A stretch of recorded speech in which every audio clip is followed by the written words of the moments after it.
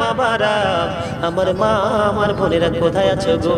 মা বোনদের কি বলবো, হৃদয়ের জানালা খুলে তোমরা ঘরে বসে বসে আলোচনা শোনো।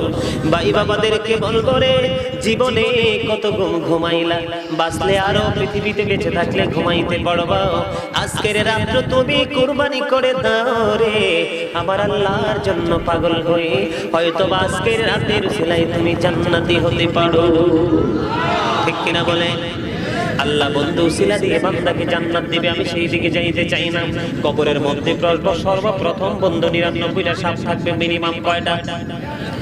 99টা সাপ থাকবে রে। দৈনিক জাহান্নামীদেরকে 99 বার সবল মারবে। বিশেষ যন্ত্রণায় সমস্ত শরীর বিষাক্ত হয়ে যাবে রে বন্ধু। এই যে আরো আগে পুরনো ওয়াজ করে ফেলেছি বন্ধু, চাইলে তোমরা কবর থেকে বের হতে পারবা না। এই সাপ